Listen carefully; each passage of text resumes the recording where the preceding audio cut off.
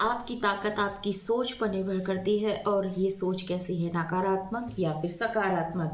अगर आप सकारात्मक सोचते हैं तो सकारात्मक चीज़ें आपके समक्ष आती हैं, अगर आप नकारात्मक सोचते हैं तो परिणाम भी नकारात्मक होते हैं। नमस्कार आप सभी को, मैं हूं मोनिका रूहेला और स्वागत है आपका मेरे YouTube channel study with Mona 11 में। तो आज हम सीटेट ईवीएस एसएसटी के लिए विषय लाए हैं लैंग्वेज भाषा। मैंने इवेल्युएट किया था लास्ट ईयर के क्वेश्चन पेपर्स को लेकर कि भाषा से संबंधित कितने प्रश्न आ रहे हैं, तो यकीन मानिए कि भाषा से संबंधित 1 या 2 प्रश्न हर बार सीटेट पुटअप करता है। तो इस बार तो और भी खास बात है क्योंकि अभी अभी हाल में मलयालम भाषा से संबंधित एक विधेयक पारित हुआ था केरल में, जिन्होंने मलयालम को फर्स्ट प्रायोरिटी पर रखा है। केरल में कक्षा 1 से लेकर कक्षा 10 तक की जो बच्चों को पढ़ाई जाएगी वो मलयाली ही होगी, अर्थात सारा कोर्स उनकी ऑफिशियल भाषा सब मलयाली को ही रखा गया है। इससे क्षेत्रीय विभिन्नता होने का भी विषय है, लेकिन ठीक है, ऐसा अधिकार राज्यों को संविधान के अंतर्गत ही मिलता है। तो आइए बात करते हैं कि हमारे संविधान में, मूल संविधान में कितनी भाषाएं थी, उसके बाद में कितनी भाषाएं और जोड़ी गई और कब कब जोड़ी गई, और हिंदी हमारी किस प्रकार से भाषा है।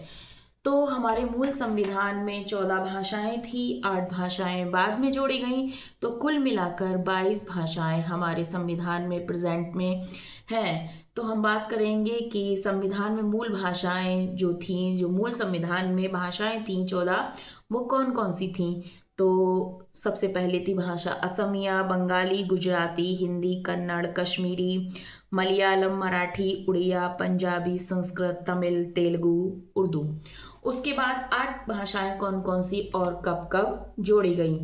तो आइए इस विषय में आप और हम मिलकर चर्चा करते हैं। 1967 में, याद रखिएगा, 1967 में जो भाषा जोड़ी गई थी वो थी सिंधी, और किस संविधान संशोधन के अंतर्गत ये भाषा जोड़ी गई। जब भी हमारे संविधान में कोई नई चीज जोड़नी होती है तो उसके लिए सबसे पहले संसद संशोधन एक बिल लाती है, जिसके अंतर्गत ही कोई चीज संविधान में जोड़ी जा सकती है। तो संविधान में संशोधन हुआ था 21वां संशोधन। कौन सा? 21वां संशोधन हुआ था, जिसके अंतर्गत 1967 में सिंधी भाषा को जोड़ा गया।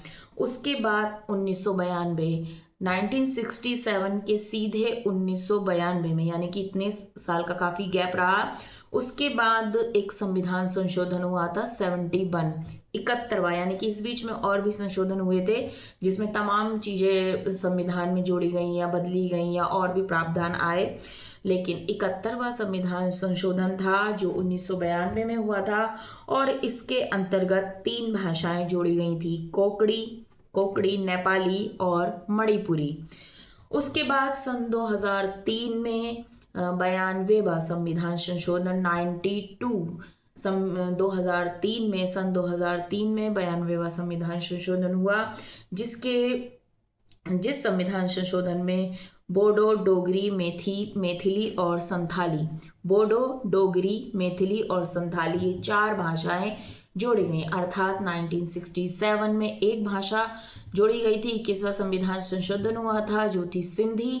उसके बाद 71वां संविधान संशोधन हुआ था 1992 में, जिसके अंतर्गत 3 भाषाएं जोड़ी गई थी, कोंकणी, मणिपुरी और नेपाली। फिर उसके बाद 1992 में 2003 में, सन 2003 में 92वां संविधान संशोधन हुआ था, जिसमें 4 भाषाएं जोड़ी गई थी, बोडो, डोगरी, मैथिली और संथाली। तो इस प्रकार से टोटल अब संविधान में 22 भाषाएं हैं। तो अब बात करते हैं कि हिंदी क्या है। हिंदी भी हमारी इन भाषाओं में से एक भाषा है, परंतु जो संविधान लिखा गया था, जो मूल संविधान लिखा गया था, वो हिंदी और अंग्रेजी, केवल इन 2 भाषाओं में ही लिखा गया था। और उस वक्त एक प्रावधान किया गया था कि संघ की जो आधिकारिक भाषा होगी, यानी कि आधिकारिक ऑफिशियल लैंग्वेज जो होगी वो हिंदी देवनागरी लिपि हिंदी होगी। अर्थात हिंदी संसद द्वारा 15 वर्षों के बाद अनुमति दिए जाने पर अंग्रेजी का उपयोग ऑफिशियल पर्पस से अनिश्चित काल तक के लिए किया जा सकता है। यानी कि इंग्लिश को 15 वर्षों के बाद भी ऑफिशियल पर्पस से यूज किया जा सकता है। तो हिंदी जो है वो राष्ट्रभाषा नहीं है, आधिकारिक भाषा है, राजभाषा है। इसे हम राष्ट्रभाषा नहीं कहेंगे। अब आता है कि संविधान में कितने आर्टिकल से लेकर कितने आर्टिकल तक भाषाओं का जिक्र किया गया है। भाषाओं से संबंधित जो भी बात की गई है कि न्यायालय में किस प्रकार की भाषा होंगी या ऑफिशियल किस प्रकार की लैंग्वेज होगी या किसी राज्य में किस क्या अधिकार दिए जा सकते हैं, ये जितनी भी बातें हैं संविधान में आर्टिकल 343 से लेकर 351 तक, आर्टिकल 343 से लेकर 351 तक, ये सारी की सारी बातें हमारे संविधान में इन आर्टिकल के अंतर्गत ही की गई है। जिसमें आर्टिकल 343 ही हिंदी को आधिकारिक भाषा का रूप देता है, आर्टिकल 343। उसके बाद मैंने आपको बताया है कि मूल संविधान में 14 भाषाएं थी, बाद में 8 भाषाएं और जोड़ी गई, जो कुल मिलाकर आज की डेट में हमारे संविधान में 22 भाषाएं हैं।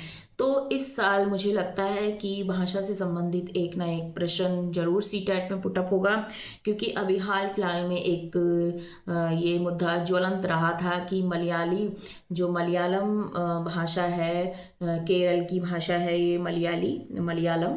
तो इसमें विधेयक पारित किया है केरल ने, मलयालम भाषा विधेयक सन 2025, इसको आप ध्यान में रख सकते हैं। तो इससे संबंधित कहीं ना कहीं भाषाओं से सीटेट प्रश्न पूछ सकता है। तो मुझे उम्मीद है कि आपका ये टॉपिक काफ़ी हद तक क्लियर हो गया होगा, क्योंकि मैंने इसमें काफ़ी सारी फैक्ट, काफ़ी सारी बैकग्राउंड जोड़ने की कोशिश की है। फैक्चुअल बात मैं थोड़ा कम करना पसंद करती हूँ, उसकी बैकग्राउंड अगर हमें पता हो तो हम फैक्ट भी हमारे माइंड में तभी क्लिक हो पाते हैं।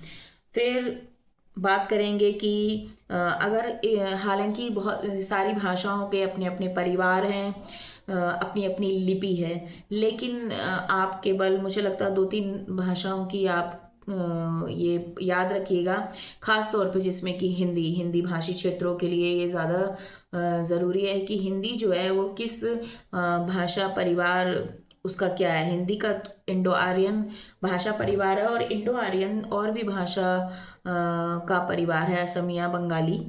तो बोडो, डोगरी, गुजराती का जो परिवार है वो चीनी तिब्बत है। हालांकि बहुत सारी चीज़ें हैं, फिर ज़्यादा डिटेल हो जाएगा और इतनी डिटेलिंग में सीटेट नहीं पूछेगा, लेकिन सीटेट भाषा से संबंधित एक प्रश्न जरूर पूछेगा। तो इस प्रकार हम समझ सकते हैं कि ये टॉपिक काफ़ी हद तक आप लोगों का क्लियर हो गया होगा। ये भाषाओं से संबंधित जो अधिकार हैं वो के संविधान में प्रदेशों को दिए गए हैं कि वो अपने जो उनकी भाषा है वो उसे अपना आधिकारिक रूप दे सकते हैं। परंतु एक कहीं ना कहीं मुझे ऐसा लगता है, और भी विद्वान लोग इस बात पर चर्चा करते हैं कि मैं अपने आप को विद्वान नहीं कह रही हूँ इस पॉइंट पर, प्लीज़ पॉइंट मत बनाइएगा, कि तमाम लोग ये जिक्र करते हैं कि अगर ऐसे हर राज्य अपनी अपनी भाषाओं को लेकर करेंगे तो कहीं ना कहीं एक विभिन्नता या विषमता की बात हो सकती है, टकराव की बात हो सकती है।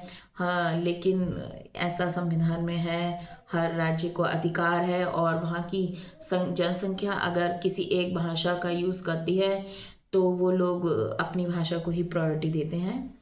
आई होप आपको ये टॉपिक काफ़ी हद तक क्लियर हुआ हो। अगर कोई भी बात आपको लगती है कि आप मुझसे सुझाव देना चाहते हैं या बताना चाहते हैं कि मैं किस तरीके से परिवर्तन करूं अपने वीडियोस में, तो आप मैसेज कर सकते हैं। और अगर वीडियो मेरी आपको पसंद आए तो please like, share and subscribe कीजिएगा। धन्यवाद।